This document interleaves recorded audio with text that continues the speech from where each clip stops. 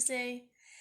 I just wanted to share some thoughts I had about what I've done to help turn my bad days into good days and to just have fewer bad days in general. Because a while back, I was realizing that even though, I would do things during the day that were fun and having bad days, after bad days, just one after another. And so I wanted to figure out how I could break this cycle. And it reminded me of an experience I had when I was younger in high school. And I learned how to play the trumpet when I was in high school. And I loved playing the trumpet. I dreamed of playing the trumpet and worked really hard to be able to play it and practiced it often. And it was fun. But the one thing that I didn't like about playing the trumpet was performing. And the reason why I didn't like performing was because I could play a song, 90% perfect and beautiful, but then that 10% of the song where I messed up or a note wasn't quite as clear as I wanted it to be would just eat away at me. And I could never be happy with that and all my energy focusing on that 10%. And eventually, it bothered me so much. I didn't want to have to deal with that shame and discomfort and pain of that 10% of the song that I didn't play well, that I stopped performing as much with my trumpet. And I lost out on opportunities where I could have shared the beauty of that music and where I could have had the joy of playing my trumpet. I was focusing more on that 10% that didn't go right versus the 90% that did.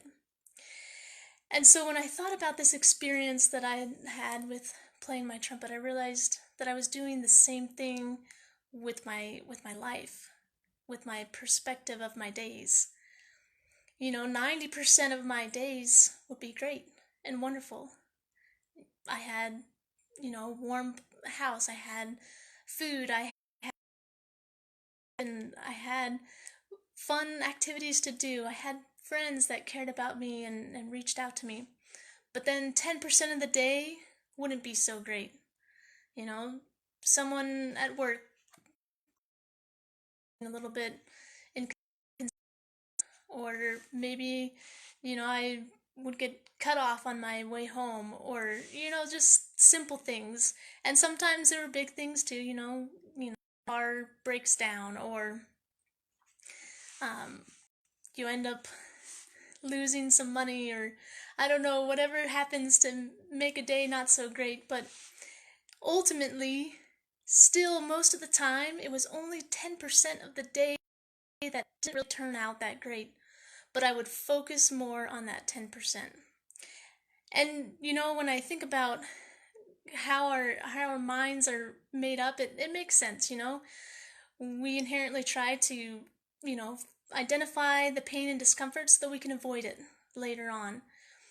But when it comes down to being able to appreciate and enjoy our days, we don't want that inherent ability to identify the pain and discomfort. We need to be able to reprogram ourselves, recondition ourselves to focus on the 90% that is good and wonderful. And so, um, something a while back that's really helped me to be able to recondition myself to focus more on that is right and good in life. I've heard about for a long time, and I'm sure you have too, but I really decided to be consistent and dedicated about it. And it's writing down things that I'm grateful for and happy, and taking time in the evening to write those things down. And I use a journal, you may have heard about it, but it's called One Line a Day, and it's actually a 5-year journal. But it's really simple because I used to get over something every single day. So then I didn't write anything because I was too overwhelmed, thinking I would have to write a bunch or it wouldn't be enough and it wouldn't be worth it. But what's awesome about this journal, so it's 5 years, so there's 1 page is a day and then the 5 different segments for each year. But if you notice, for 1 day in 1 year, you only have like 5 little lines.